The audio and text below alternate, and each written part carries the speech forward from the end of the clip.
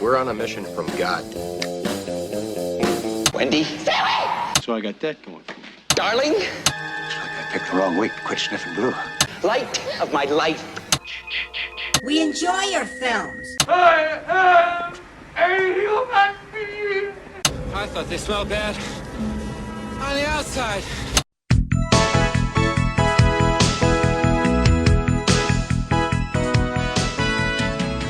Welcome to Vintage Video, where we're rewatching the 80s so you don't have to. We'll be reviewing every major film release of the 1980s in real time, overanalyzing what you've seen and spoiling what you haven't. I'm Patrick O'Reilly. I'm Jesse Bayless. And I'm Richard Wells. And today marks the 40th anniversary of the release of Battle Beyond the Stars on September 8th, 1980. It was written by John Sayles, based on a story by Sayles and Ann Dyer, directed by Jimmy T. Murakami, and released by New World Pictures. The working title was Battle Amongst the Stars, and posters exist with this title. The working title was also recycled as the title for a prequel comic series that told of the adventures of Zed, Nell, and Dr. Hephaestus prior to the events of the film. George Peppard and Robert Vaughn's paychecks accounted for $1 million of the $2 million budget, which is double the budget of Corman's unreleased Fantastic Four feature film in the 90s, making it Corman's most expensive film to date. Wow. I have a question. Yes. Is this a parody movie? No. No, it's definitely inspired by the Magnificent Seven and by, Seven Samurai.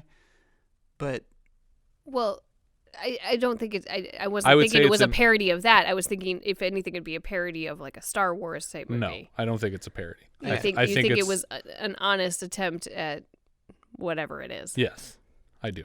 Okay. Yeah. Just checking. It made back $1.7 million in its opening weekend and $11 million total, so it absolutely turned a profit. It was produced in Corman's own Venice studio by a small visual effects team headed by James Cameron, who was hired after impressing Corman with his student film Xenogenesis, and then fired him off of the film multiple times during the production. Where's James? You fired him yesterday. We'll get him back in here. And I think they continued that relationship through the production of Piranha 2, which I'm pretty sure James Cameron was also fired off of. Well, at least James Cameron got a good working relationship with James Horner. Yes. So James Horner could score Aliens. That's true. And a couple other people, because Bill Paxton was a carpenter on the set, and this is where he and James Cameron met. Oh, wow. He also met Gail Ann Hurd on the set of this film, who he would later marry and collaborate with on Terminator and Aliens, which she produced. Footage from this film is reused in 1983's Space Raiders, also in StarQuest II and Vampirella in the late 1990s, and somehow even in Corman's Fantastic Four film. Which footage was used there? I have no idea. I mean, space footage of a spaceship, because there is stuff in space in Fantastic Four, but wow. I've never actually sat and watched his movie all the way through. The only thing I think of would be the Hephaestus station. Yeah. Like, I have it on logical the Plex. Sense. Yeah. We could watch it if we wanted to. I'm good, thanks. I'm not sure if we want to watch a Fantastic Four movie that cost $1 million to make. But that was made because of rights issues, right? They needed to have a movie made. Fox said, "How cheaply can you make this? Can you do it for under 10?" And he was like, "I can make it for $1 million." And they were like, "What? No, you can't." And he was like, "I'll do it." And they're like, "Here's $1 million. Make it." And then he made it, and they were like, "This is terrible. We're never going to release it, but thank you." It was just $1 million, so no skin off our back. You sure showed us. The Starship footage from this film can also be seen during the movie theater fight that ends the film Bachelor Party. The entire score was also reused for 1985's Wizards of the Lost Kingdom, which I think it works as a fantasy score or a sci-fi score. Yeah, I actually really like James Horner's score for this movie. We start the film seemingly coming out of warp speed with stars blurring past, and we get the title very quickly here, ahead of any other names. We see Sador's ship as it slowly approaches Akir, which is described by one of Sador's men, a planet of stone with a single green spot. It's a farming planet, not unlike where Luke Skywalker started his films, but named Akir, presumably to call to mind the Seven Samurai director Akira Kurosawa, because the people of this planet are called Akirans. Right, but also we have a guy named Sador, and essentially who is essentially Vader. Yeah. And we have and they even Luke call him Skywalker. Lord Sador. Right. Yeah. I'm like, I was so certain this was going to be a parody of Star Wars because so much of it is so ridiculous that it couldn't possibly have been done in earnest. But this planet has no defense capability, and their only spacecraft is an old weather ship, which currently houses 2 crew members, reporting the weather to Akira from above. These men pick up Sador's ship on their instruments and try to open a line of communication, and in response, Sador orders them and their craft vaporized.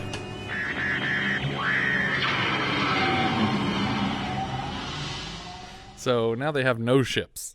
Down on the surface of Akir, people move about their daily lives in what looks like a large matte painting of the roots of human teeth. Suddenly, the crystal alarm goes off, and Sador's ship enters the atmosphere with a broadcast. His disembodied head appears as a projection, like Wizard of Oz or something, and he demands subservience. He says that I will rule over you, and you have 7 risings to accept this offer. What I thought was, like, he says, your harvest will begin in 7 days. So it's like, oh, he's going to come steal all their crops. That's what he just wants their stuff so he can move on. It's like, oh, it seems like he just really wants to control this planet for some reason. Yeah, well, that's what I was going to ask. Like, throughout the whole course of this film, I don't understand his motivation. Like, I get the idea of being, some evil overlord that wants to rule the universe, but this planet is not a threat to you. Right. And we establish later that they have nothing of value. Right. So what is the point of attacking them aside from just being sadistic? Conversely, what is the use of resisting? If he's not actually going to do anything to your planet, if all he's going to do is say, I am, like, on paper, I am the ruler of this planet, but we then don't know. who cares? Because he doesn't lay out the terms. Yeah. He, which is what I would say. It's like, you surrender or die. And I'm like, hey, wait a minute. I need to understand what are the terms of surrender because dying might be better. I don't know. That's true. The only thing that maybe is a hint, and it comes way later, is that he might be harvesting these people for body parts, so he can live forever. Oh, so when this is harvest, he didn't mean their crops. He meant their persons. Maybe. Well, no, I think he says their harvest. Oh, well, but yeah, he could be. I might be your harvest. Yeah, I might be misreading what he means by that. Sador claims to have a stellar converter, which is essentially just Starkiller base. Yeah, but instead of like sucking in a star. Yeah, it turns planets into stars. Yeah. But it will destroy their planet if they don't agree to his rule. Which seems counterintuitive. Again, if he wants to. Yeah, it's like, I want all the stuff in this store for free. And they're like, no. And he's like, fine, I'm going to burn it to the ground. And it's like, you still don't have any of the stuff from the store. You're still losing out. And will this act of turning the planet into a star be a message to other people? And I don't know what the benefit of giving them 7 risings to decide is either, but I never understand that in movies. But it's just a callback to Seven Samurai when they come to collect the harvest from this village, and the village is like, well, it's not ready yet. Yeah. You need to come back at this other time. And they're like, okay, well, we'll be back at that time, and you better have everything for us. I also like Lur from Omicron Persei 8 on Futurama's ultimatum of, we will raise the temperature of the Earth by 1 million degrees every day for 5 days until our demands are met. 5 days. To punctuate the speech, Sador kills a few random Akirans as a demonstration. They just have like a sniper rifle on their ship, and they're just like, pew, pew, pew.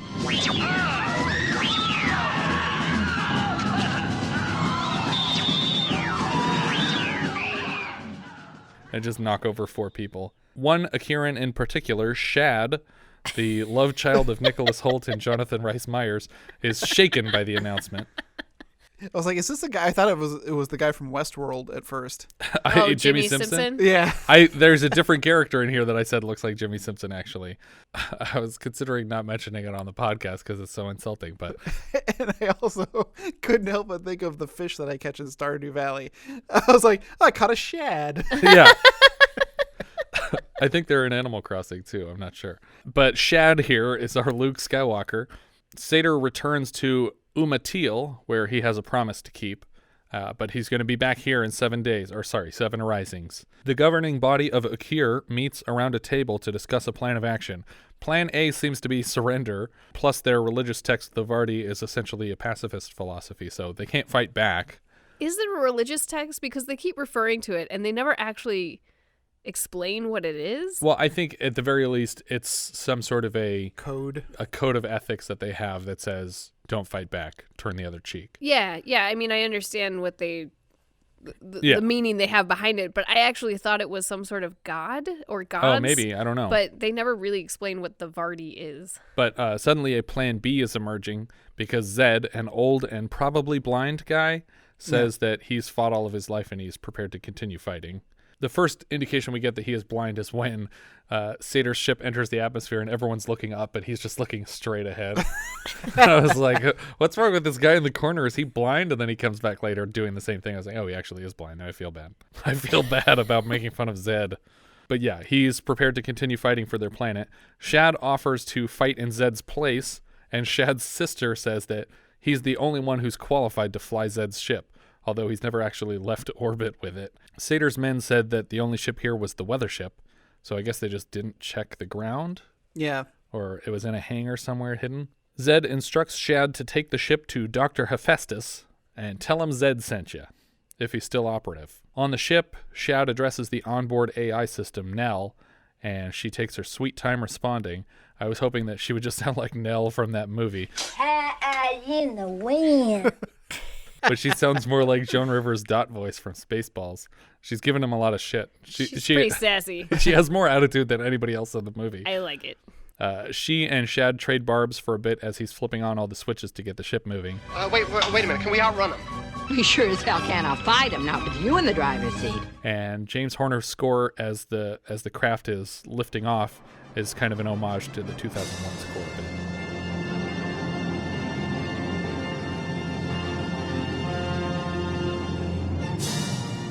And this is the ship that looks like the head of a racing snail Yes. from Neverending Story. Really? Yes. I thought it was a giant pair of boobs.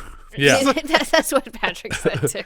The departing ship is spotted by a guard ship that Sador left behind, and Shad decides to outrun them rather than fire on them and give away their plan. But eventually, one of the bad guy pilots points out that they're leaving their post. To hell with orders.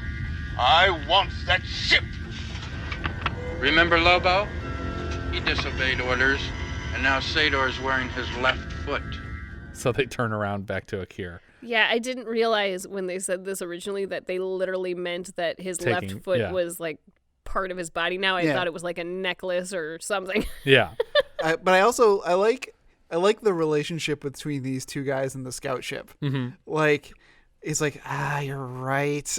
Yeah. Like they're so they it seems like they go on missions all the time together. But the guy on screen right is the one where I was like, that guy kind of looks like Jimmy Simpson. Like specifically when he's made up in Always Sunny as like one of the like inbred cousin characters.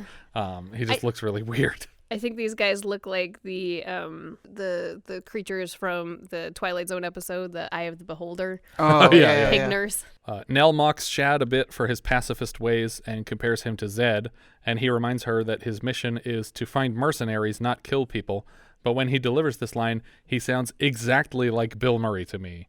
Maybe specifically Frank Cross, Bill Murray, when he says, "My job is to find mercenaries, and I'm not Zed." I should mention Zed's ship is a very organic design compared to everything else. It's all curves and swirls and kind of looks like the racing snail from Neverending Story, which you said before, but if it had rockin' tits. For sure the tits were Roger Corman's idea. Or actually, I think I read somewhere that James Cameron was like, so let me explain this ship to you, and then just sell it to Roger Corman. He's like, and it has like giant boobs on it. And Roger Corman's like, sounds great. Just do a mock-up and we're fine. And you're fired. And you're fired. Be here, but by the way, be here an hour early tomorrow. But you said I was, never mind. Shad reaches Hephaestus' ship and docks inside of it. It sounds like a disease for Hephaestus. He tries to transmit a welcome to the ship, but gets no response. Inside in a laboratory, a scientist named Nanelia is working repairing robots. The one that she's working on right now, she like has it plugged in playing a test song. Yeah, it's like her iPod. She just pops into tape. Yeah.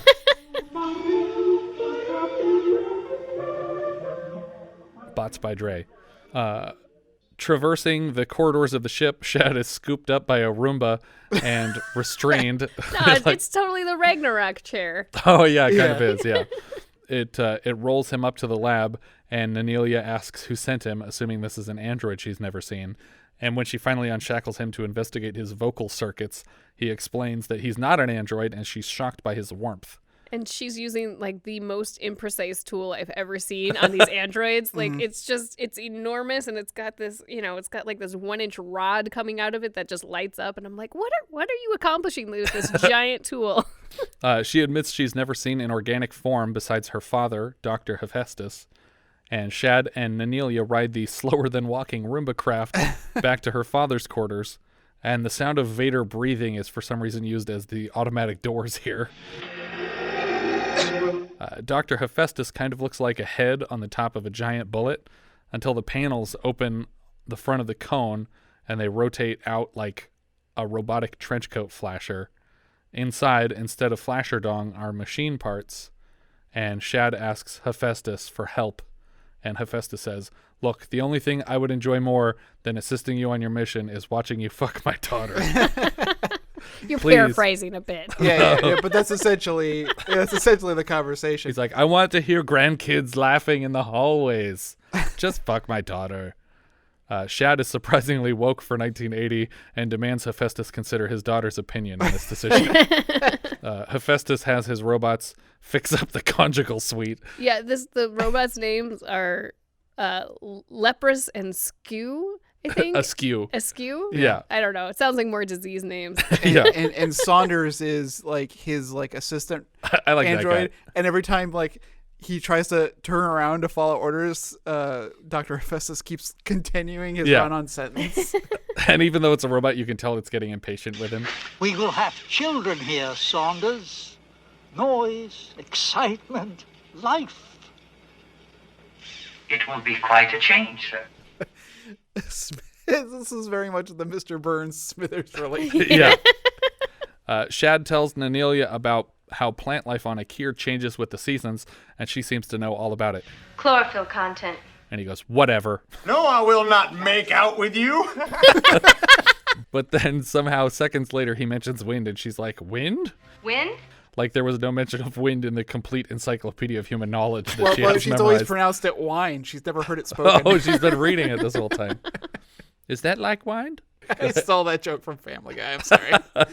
Shad launches into describing some sort of Cinquañera ceremony that some random species has where they keep their kids in bubbles until they turn 5. And Nanelia sees that Shad is very insistent on returning home and orders the nearest eavesdropping android into the captor grid. And he's like, "I must warn you, Miss Nanelia, that will cause the captor grid to short circuit." She's like, "Yeah, do it." So he steps into it, and lasers erupt in all directions, and the doors just slide open for them. Shad invites Nanelia along for the ride, but she can't accept. And then comes anyway. Yeah.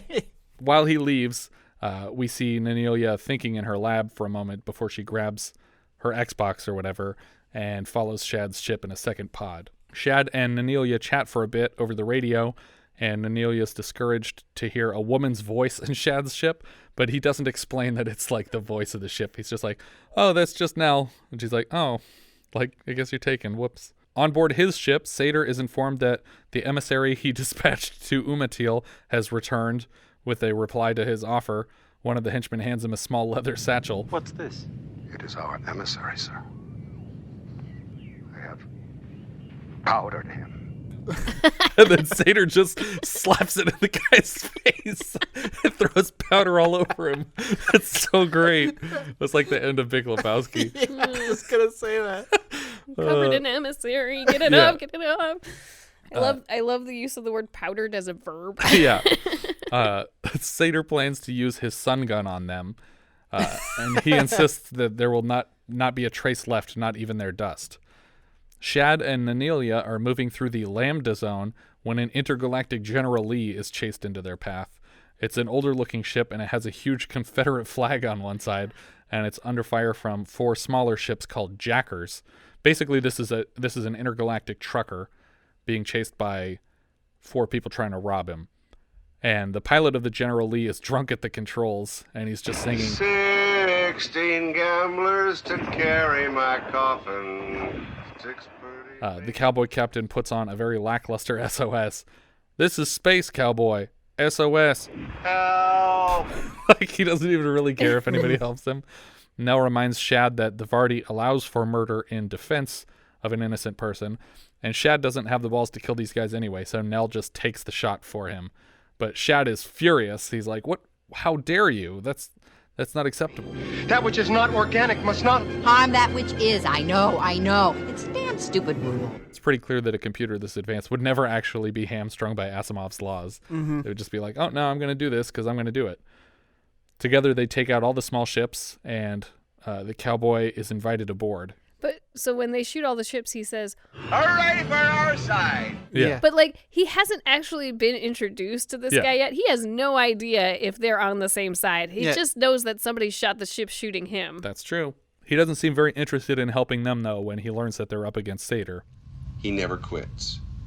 You fight Sador, and you've got a snowball's chance in hell.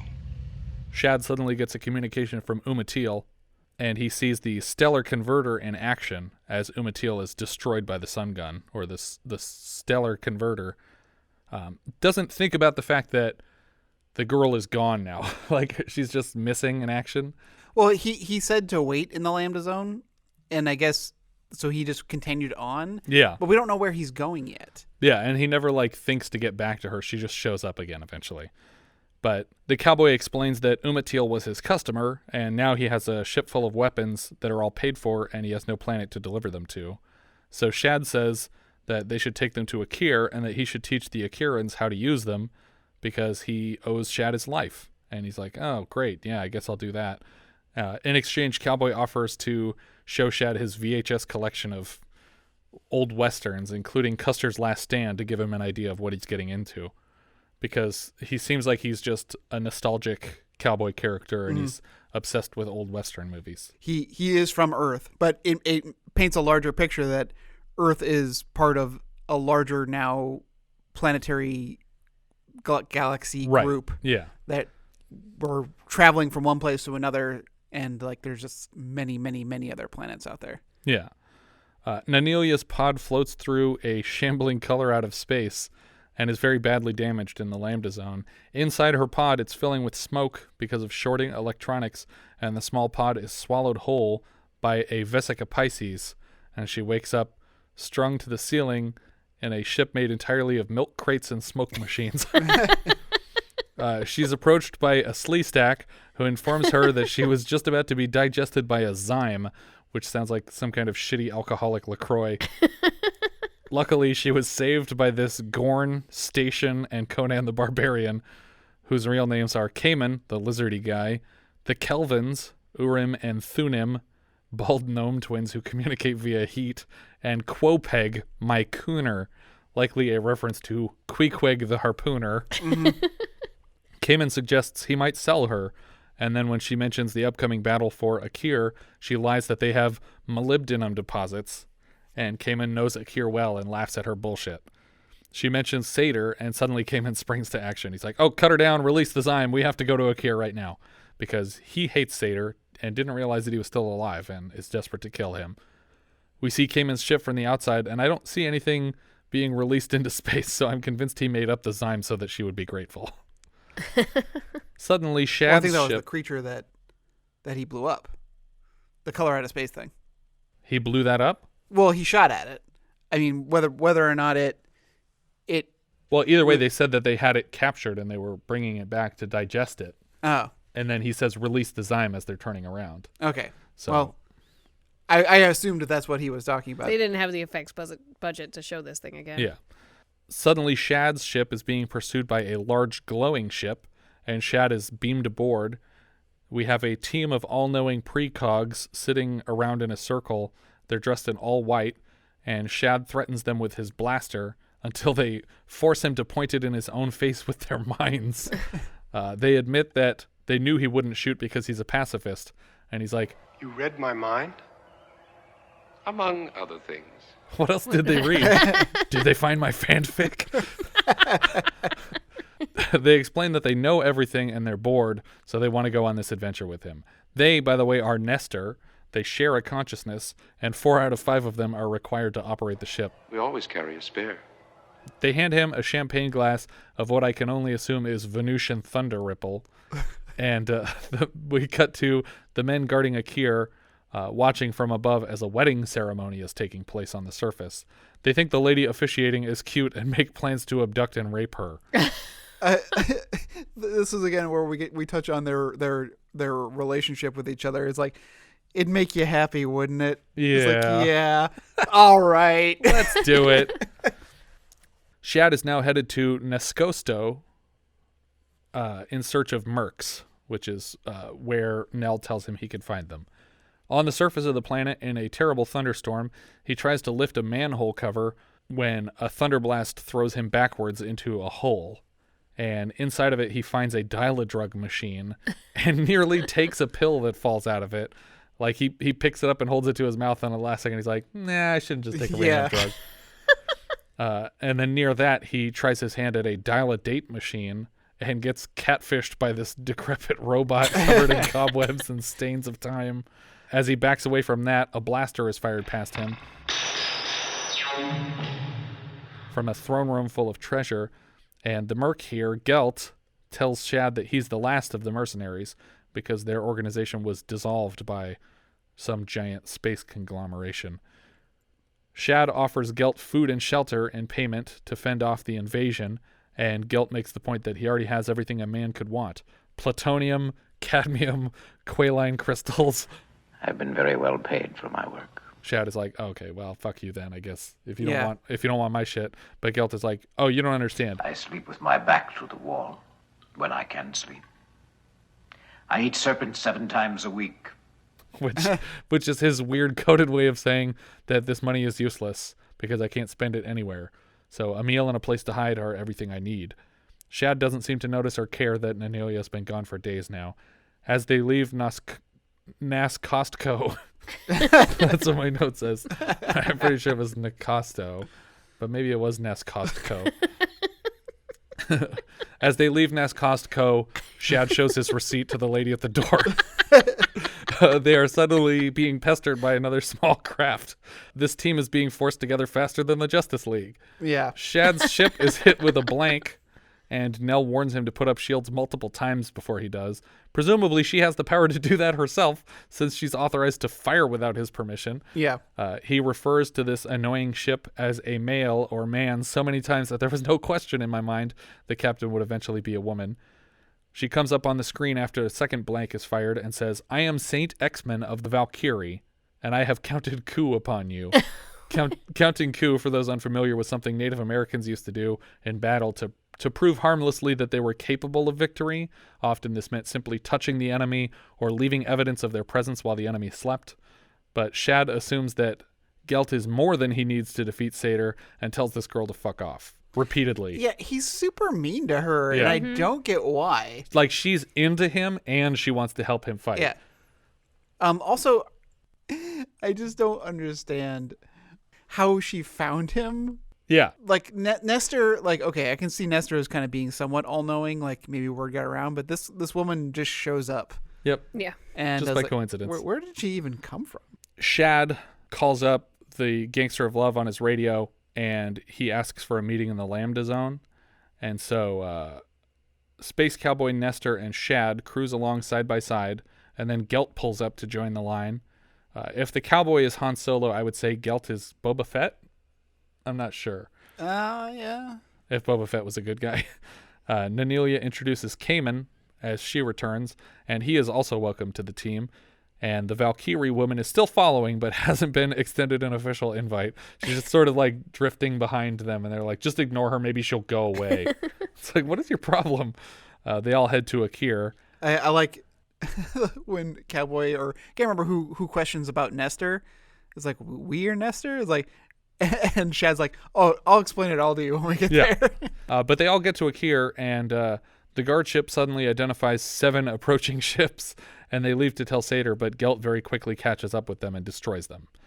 He blows them up in space. The woman they abducted to rape is still on the ship, and she runs onto the bridge and fiddles with the controls so they can't get away from Gelt.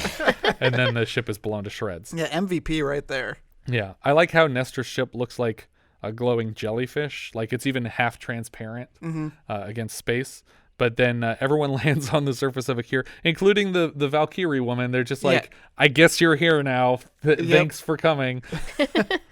But everyone's hiding from the new faces for a moment before coming out to apologize because the people of this planet are understandably shaken after the appearance and rampage of a different alien very recently. Space Cowboy pours himself a drink using the soda fountain on his belt buckle.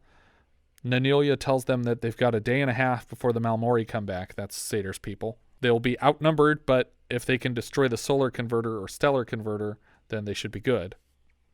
At least the planet should be safe. She gives a presentation about where and when they will have to strike to destroy the stellar converter, and the Akirans are able to terraform their planet by drumming on colored crystal rods in a laboratory. So they dig these huge trenches with this technology. Not clear exactly the purpose of these trenches. I mean, I guess... Anticipating ground troops? Yeah, but... I mean, how do you know where they're going to land? Yeah. Why wouldn't they land it in the middle of the city that they already fired on? Yeah, exactly.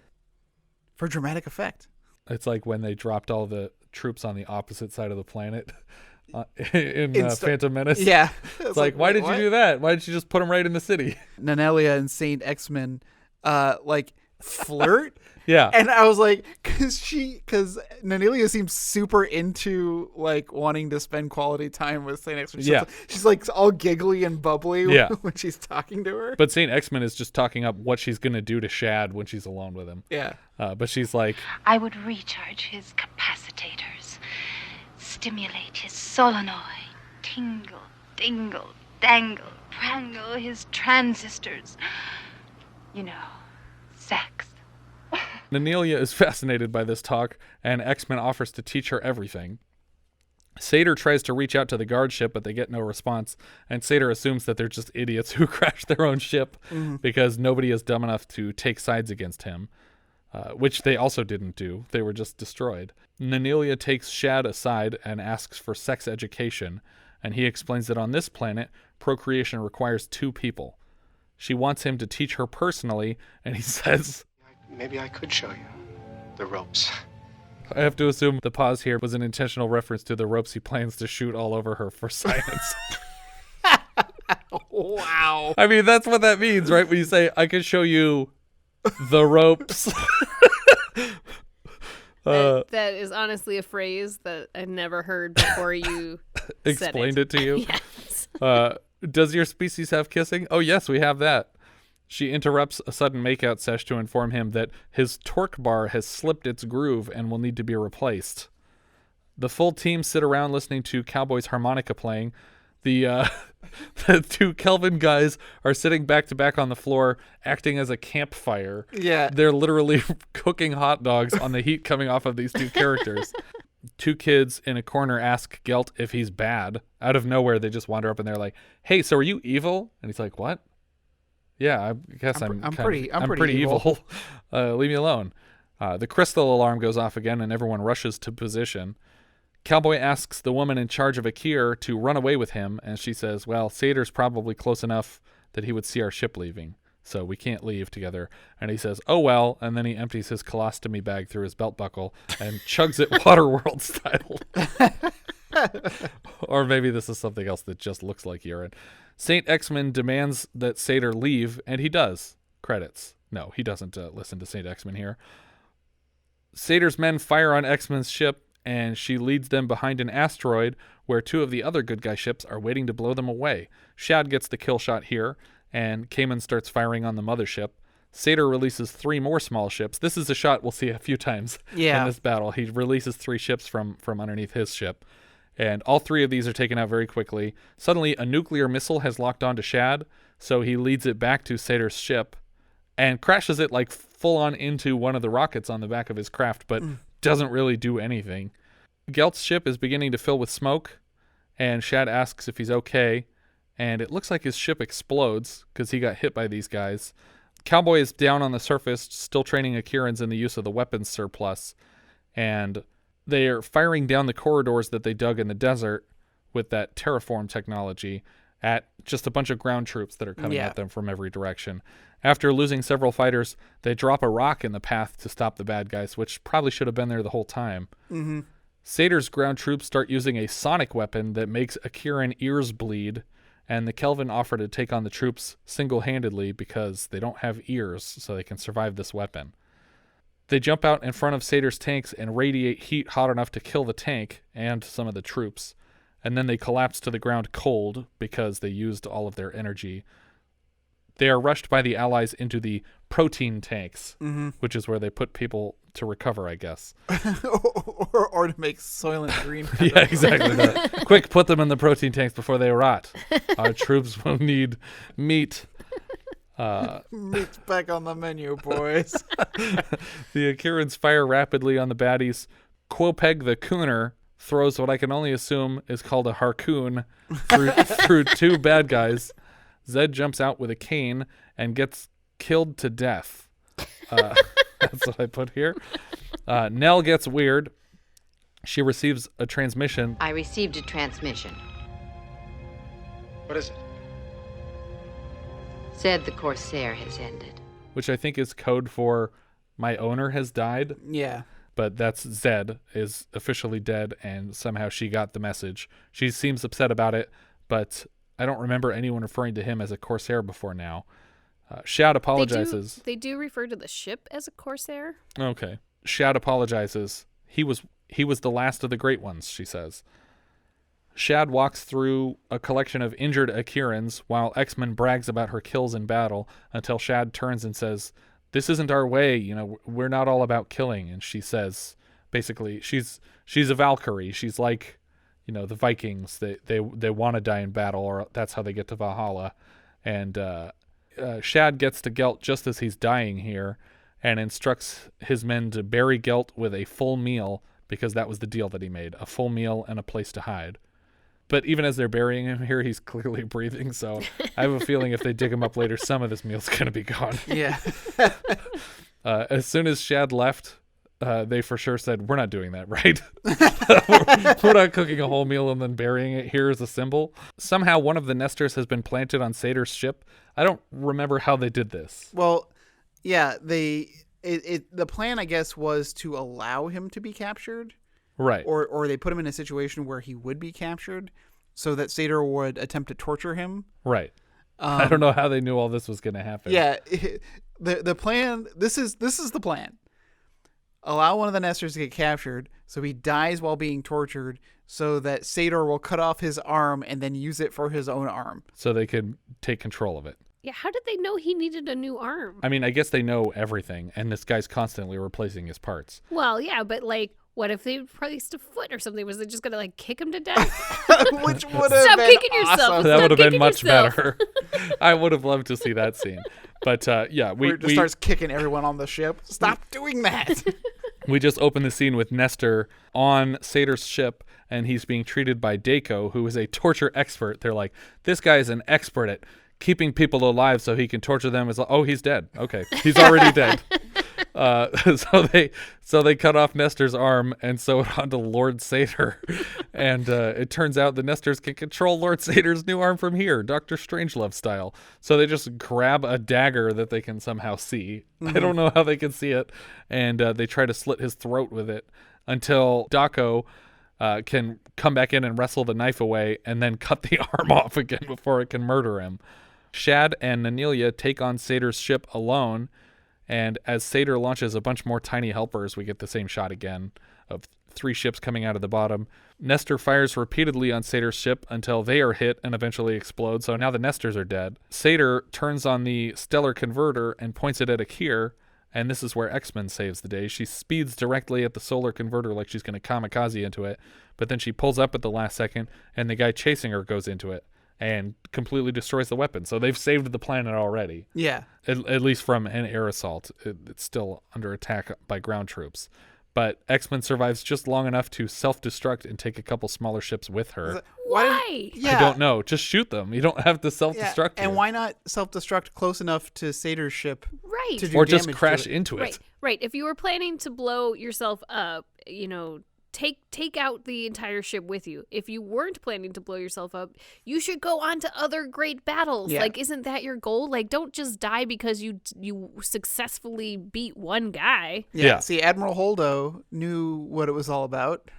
Don't talk about that scene. That scene's stupid. That should have been Leia. 1,000 times it should have been Leia. Cayman actually phones in to Sador on his ship and says, "Hey, it's me, Cayman. I'm a Lazuli, and I plan to avenge my species by killing you." And Sador's like, "Oh, a Lazuli. I thought I killed all of those, but I guess I missed one. I guess I'll kill you now." Yeah, because Sador was in retreat. Right. And he was going to, like, regroup. But then he saw that, oh, this guy's around? Oh, I better hold off on that. A quick blast during a dogfight sends Cowboy hurtling towards Akir because now he's back in his ship and trying to participate in the fight, but he gets hit, and so he's crashing back to the planet, just solemnly playing his harmonica in the ship. Cayman moves under Sador's ship and fires a bunch, but does very little damage and is killed very anticlimactically. Yeah. I feel like this shouldn't have happened because he was just like, "Oh, I missed one of you. Oh, I guess I'll kill you," and then he successfully does it. Yeah. And it's just like, there, now I killed all of those things. Bucket list. Yeah. Sador moves to tractor beam Shad's ship into theirs, and Nell is temporarily disabled, having lost memory in the fight. Nell gives them 30 seconds to get to an escape pod before she kamikazes into Sador's ship. Evidently, she learned how to count from Sergeant Thor in Galaxina because she's skipping numbers all over the place as she does this final countdown. And I don't know why you would trust, as she's skipping numbers, that she'll ever get to the right number to, explode. Because For a while, she's counting up. Yeah, It's like this maybe is she's not gonna never work. going to get there. You should stick around to make sure this happens. Don't just shoot off into space and expect her to successfully complete her mission. I mean, if she's using a random number generator, she should get there eventually, right? Yeah. It kind of reminded me of, did you guys ever play the game or hear the game The Starship Titanic? No. It was a game created by Terry Jones. Oh, okay. And Douglas Adams. I want to play this Yeah, game. it sounds interesting. It's really weird. But in it, there's a bomb. And when you go to the bomb, it says, click here, press here to disarm the bomb, which actually arms it. And it's John Cleese is the voice of the bomb. and he's like counting down, but he keeps like forgetting where he's at, and so he keeps restarting the countdown over and over again. So you basically have an infinite. Part of the game is to disarm this bomb. Yeah. But you don't actually have a time limit. You can just do it. He keeps forgetting. Yeah. That's funny. It's a weird game for I sure. would still like to play it with you. Do you have this game? I do. I don't know if how well it will run on modern computers. This is like maybe mid 2000s. Okay. All of Sador's bridge erupts in sparks, and he expresses a regret about not living forever. Yeah, he's so upset. It's like, but I want to live forever. Yeah. Who wants to live forever? I thought of that song as well. Before the explosion kills the bridge and Sador together. Nanelia mourns their losses, and Shad explains to the Akira, nobody dies until the good they have done is over. Credits. No one's ever really gone. Yeah. So it's just like, they saved the planet, so as long as the planet's here, they'll still be alive. And potentially the Kelvin are still alive. Right. Potentially. I guess. I mean, they went to be recovered. They went to get like medical attention. Protein. Or eaten. Protein. We don't know for sure. Yeah, and that's the end of our film here. Seems like it cost about $2 million. Our director, Jimmy T. Murakami, he was the rape director for Humanoids from the Deep. he only directed rape scenes because Roger Corman was like, not enough rape, which I feel like Roger Corman also had a hand in this film a little bit. This is a very sudden and unnecessary rape scene in the middle. Jimmy also directed Heavy Metal and a 2001 animated Christmas Carol starring Simon Cowell as Scrooge. Also director credit, not a credit, uncredited directing from Roger Corman here. He's obviously the world's greatest independent film producer. He ran American International toward the end and co-founded New World Pictures. He directed the original Little Shop of Horrors, The Trip, Gas, He was a producer for Death Race and literally hundreds of other great, ridiculous B movies. Writer John Sayles, we've just talked about him. This was his first screenplay was Piranha in 1978. This is his last of the 3 features for this year after Alligator. 3 of them in 1 year, man. Yeah, in a couple months even. But Alligator, Return of the Secaucus 7, and this. And next year, he'll have The Howling, again for Dante, and yeah, we went over this in our previous episode. Music was James Horner. He did Humanoids from the Deep also earlier this year. And obviously he's done a lot of amazing soundtrack credits. Star Trek II, Krull, Cocoon, Commando, Aliens, An American Tail, Willow, Land Before Time, Field of Dreams, Honey, I Shrunk the Kids, Rocketeer, Braveheart, Casper, Apollo 13, Jumanji. He won an Oscar for Best Music and Best Original Song for Titanic. Richard Thomas was Shad here. He plays Bill Denbrough in Stephen King's It TV miniseries. I forget which character that is. Bill. I think it's the older brother of the kid that gets it is. Yeah. But he plays the adult version of Bill Denbrough. He's also John Boy Walton on The Waltons. He was Walter Gaskell in Wonder Boys, and he played Frank Gadd very recently on The Americans. Robert Vaughn was Gelt. He plays Lee in The Magnificent Seven, an earlier remake of Seven Samurai, and he's basically the exact same character in that movie. I think some of his lines are even like word for word from The Magnificent Seven. Chalmers in Bullet, Senator Parker in Towering Inferno, Ross Webster in Superman 3. He plays one of those like angry mayor types in a lot of stuff. He was also Baxter Kane in Basketball and General Stockwell on the A-Team. And he played Gordon Kane earlier this year in Hangar 18 for us. Well, it's nice that he had an A-Team connection with George did. Peppard there. Yeah, they got to work again some more after this. John Saxon was Sador. He plays Lieutenant Thompson in Nightmare on Elm Street. He is Roper in Enter the Dragon. He's Lieutenant Ken Fuller in Black Christmas. And in another 1980 title we missed this year called Beyond Evil, which we'll have to touch on for its 41st anniversary. But it's another John Saxon appearance. George Peppard was Cowboy. He played Paul Varjak in Breakfast at Tiffany's. Zeb Rawlings in How the West Was Won. And Hannibal on the A-Team, also with Robert Vaughn, obviously. And he's also Denton in Damnation Alley, which I think is from a director or writer that we had recently.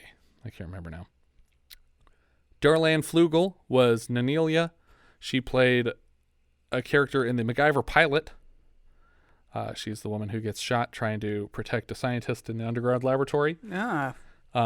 She's also Ruth Lanier in To Live and Die in L.A. She plays Eve in Once Upon a Time in America. Anna Costanzo in Running Scared. She was Renee Hollow in Pet Sematary 2, which is the woman who, in a dream sequence, is having sex with the dad and then suddenly has a wolf head. Do you remember that scene in... Have you ever seen Pet Sematary 2? I don't know if I've ever seen Pet Sematary 2. It's great. Dr. Bridget Thorne in Darkman 3, Die Darkman Die. So it's another appearance from her. Sybil Danning was Saint Exmin. She plays a girl skier in Meteor. She played Charlotte in How to Beat the High Cost of Living earlier this year. She'll be back for The Man with Bogart's Face and Night Kill later this year. She was also Sturba, the immortal werewolf queen in Howling 2, Your Sister is a Werewolf, which is probably why she was also cast as Gretchen Krupp in Rob Zombie's Grindhouse trailer, Werewolf Women of the SS. Rob Zombie also cast her as a nurse in his first Halloween movie. Sam Jaffe was Dr. Hephaestus. He plays Professor Jacob Barnhart in The Day the Earth Stood Still, Bookman in Bedknobs and Broomsticks, Simonides in Ben-Hur. He's Old Whately in The Dunwich Horror, and he plays Gunga Din in Gunga Din. Gunga Din, probably not the most racially sensitive movie. No, but probably not. Considering he's in brown face. Yeah. I think we had a Gunga Din joke in Those Lips, Those Eyes when he brings them all the props and he's like, "You've done enough, Gunga Din," or something like that. Morgan Woodward was Cayman. He plays Boss Godfrey in Cool Hand Luke and a lot of TV roles. Earl Bowen was Nestor number 1. Yeah. He's Dr. Silberman in Terminators 1, 2, and 3, presumably after having met James Cameron on the set of this film. He's also Dr. Eisendrath in Naked Gun 33 and a Third, or Eisendrath, Dr. Eisendrath. He has a lot of voice acting credits. Including a Captain video game. LeChuck. Captain from LeChuck the from the Monkey Island Island series. movies or games. Is he in all of them or? No, because the first two games didn't have any voice. In fact, that's one of the jokes. If you go into the settings, there's to have the text spoken, but it's like grayed out. You can't check it. Oh, that's funny. His voice was introduced in the third game, but I believe he did revoice himself because they got all the voice cast to come back for the special editions of Monkey Island 1 and 2. And I think he was in the fourth one too. Correct. But he also does a lot of World of Warcraft voices. And on Kim Possible, he was the voice of Senior, or Senior. Yeah, because Senior was Ricardo Montalban. Yeah, and this is Ricardo Montalban's father was Senior. Lawrence Stephen Myers was Kelvin, one of the Kelvin. He played Littleface and Dick Tracy. He was a producer on Return of the Living Dead 3, Unfaithful, and the TV movie The Librarian Quest for the Spear. All right. Which I think was from Electric. Yeah, my former employer. Yeah. Laura Cody was the other Kelvin. And speaking of Akira, Laura provides the voice of Kay in the American dub of Akira. And she also does the voice of Sheeta in Castle in the Sky, Rosemary in Metal Gear Solid 2, and Dan in Vampire Hunter D. Jeff Corey was Zed. He plays Cass Bay in Beneath the Planet of the Apes. He's Tom Chaney in True Grit, Sheriff Bledsoe in Butch Cassidy and the Sundance Kid, and Wild Bill Hickok in Little Big Man. Oddly enough, Beneath the Planet of the Apes also features a Nestor-like race of people who mind control people to kill themselves. Nice. Richard Davalos played Iago, which is one of the Malmori, the people on Sador's ship. He is the father of Alyssa Davalos, who we had earlier this year as the love interest in Herbie Goes Bananas. Also, Kathy Griffin is credited here as an alien extra, or I guess uncredited. But apparently she's in this movie. She's a comedian who people know, and she's in Pulp Fiction. That's everybody I had for the cast. Well, I wanted to bring up Marta Kristen, who played Lux, who was the girl that the cowboy was interested in. Oh, okay. She was the original Judy on Lost in Space. Oh, okay. And she appeared in the Lost in Space movie, not the newer TV series, but the movie that came out with Lacey Chabert and Gary Oldman. Joey Tribbiani, wasn't he in there? Yeah, I think so. What's his name? Matt LeBlanc. Matt LeBlanc. She just played a small part, just like June Lockhart did in that movie, but she was in it. That's cool. So she was the original Judy, you said? Correct. So does that mean it was like a Roseanne situation? No. But I mean, like, I want to say she was Judy in Lost in Space. I guess she was Judy on the full original series. Yeah, that's what. I guess that would be the better way to phrase it. Just wanted to make sure she didn't get, Family Matters mommed. Yeah. Somewhere in there. or Sarah Chalk. Sarah chalked that one up too. Yeah. Or Lacey Chabert. Oddly enough, bringing up Lacey Chabert. What was she? Family Guy. She was the original Meg. Oh, right. Just for the first season. Mm-hmm. Yeah. And then they replaced her with Mila Kunis. Yeah, this is a fun movie. It's a little silly, and for a Corman movie, I was expecting more boobs than it had, which was just about none. Just two big naked spaceship boobs. Just ship boobs. That's all we had. I was thinking Exmin kind of. I was wondering where her nipples were because her outfit was kind of just like crisscrossy straps across her boobs, and there were no nipples visible. I think there was just a skin tone fabric underneath. Yeah, I think there was, but I mean, it was supposed to. I mean, I guess she's an alien, so who knows if they got nipples. I heard she has 3 navels. Thank you for making a Joe Dante joke for me. But yeah, no, I think it's fun. The pacing is good. Because they have to cram a lot of stuff into a small amount of time. The models for the ships I thought were actually great. Yeah. And for the budget that they had, I think the special effects are decent. I mean, they reused a lot of footage of these spaceships firing at one another. Yeah. But I think that there is a lot to be said about the uniqueness designs of each of the ships. Mm-hmm. Like, I feel like each of the ships, they all have their kind of own little personalities. Although Sador's ship looks like a cross between a Star Destroyer and a Corellian Corvette. Yeah. Because it's got that hammerhead front. And that's what they called it, the hammerhead ship. Yeah. When they were making it. And then the, what is the name of Shad's ship? I guess just Nell. It's just Nell, yeah. But they specifically, like, I think it was his intention to make it look like, you know, it's basically space ovaries. That James Cameron did that on purpose because he wanted for the voice to not just be female, but for the whole ship to like be embodied by a feminine aura. I liked that like I said before, the Nestor ship felt like a completely different kind of sci-fi movie where it was glowing the whole time. And then you have, the Gelt's ship was, you don't really see much of it. Yeah, it's just like and they all have like their own weird, like Gelt's. I feel bad sometimes too for like actors who have to play with weird controls. Oh, inside of Gelt's ship was the cheapest of all of them. Because it was all I'm looking at the soundproofing foam that we have in this room. That was all lining Gelt's ship.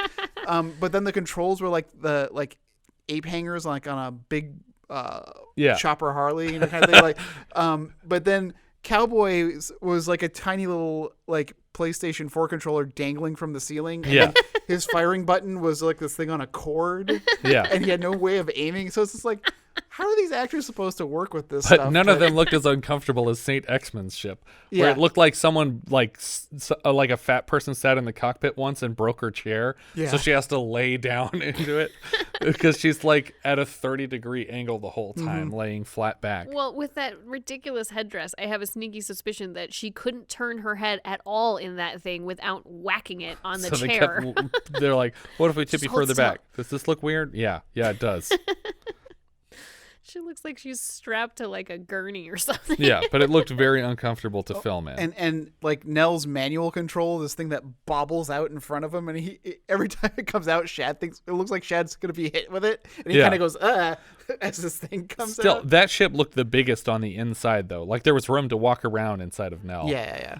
Where when you see them from outside, all the ships are about the same size. Well, Sador's ship is huge though. Right. But I like his controls because they're just those like electric balls, like what are those called? Where it like it's just a circle. The electric current like jumps to where your hand is on the outside as you touch them. But they were just sunken into the dash. Yeah, that's all it was. Like fire, and he's just smacking this crystal ball. Yeah, yeah, they're weird, but some of them had a lot more work put into them than others. But I also really liked the way that St. Exmin's ship moved around, like when he was like, screw it, I'm just gonna kill this person. Like he's like the ultimate pacifist. He doesn't want to do anything to anybody, but now he's like, I'm just gonna destroy this lady. I feel like he's kind of because on Akir he's basically Amish, that he's like on Rumspringa now. That's why he was like, I get to murder people for a couple of weeks and it's okay. I can just take whatever drugs people hand me out of machines. Well, to be fair, he didn't set out to be like that. Like when he first encounters somebody that he ought to shoot because he's being attacked, like Nell has to take over and totally disregard his, Quaker way of life. That's true. I also like when he dismisses her the first time, and Nell was like kind of like objecting to it, and he goes, "She was just toying with me." He's like, "Yeah, and she won." Yeah. Up or down? I'm gonna give it an up.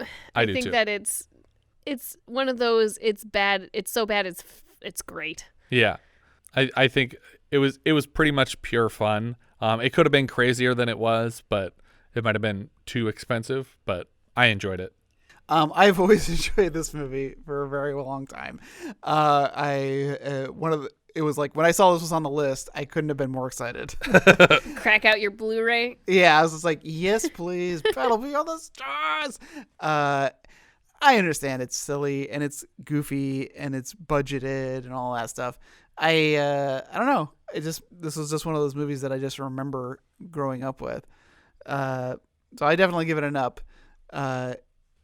Whether or not I would recommend this movie, there's definitely groups of people like like Pat McGrath. I would totally recommend he watch this movie. Yeah, but not many other people.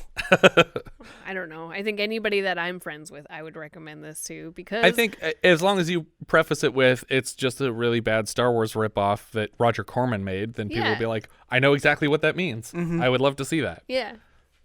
Yeah, I think it's great. Big thumbs up. Where's this going on your list, Richard?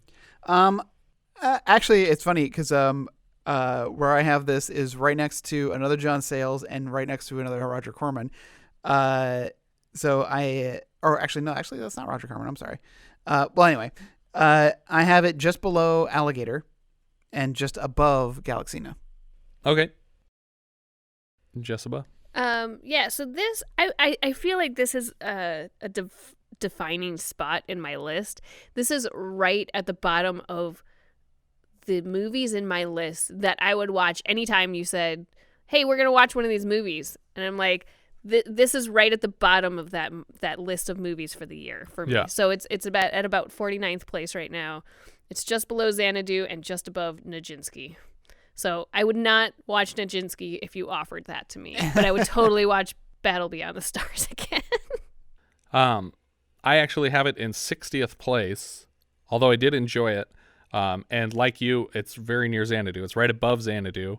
And for me, it's just under Raise the Titanic, which is actually just 2 below Alligator. So it's pretty close to Alligator and Xanadu where you both had it.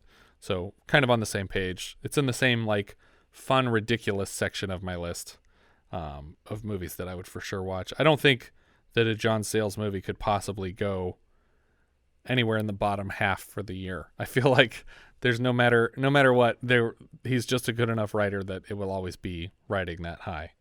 But yeah, I think that's everything for this one.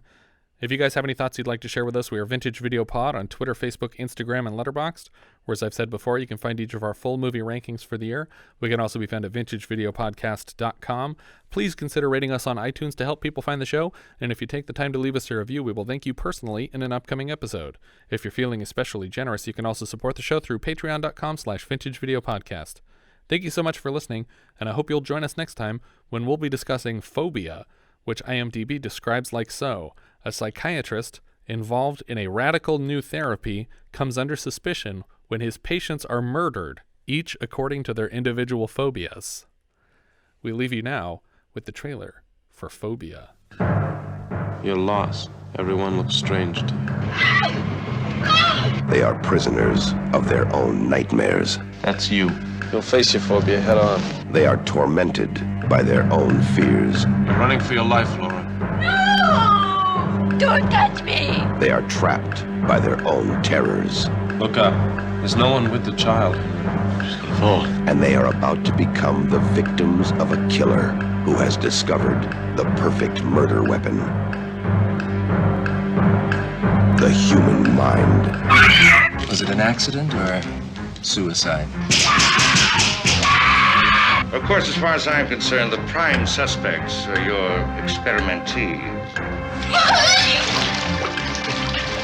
Be careful. Just be careful.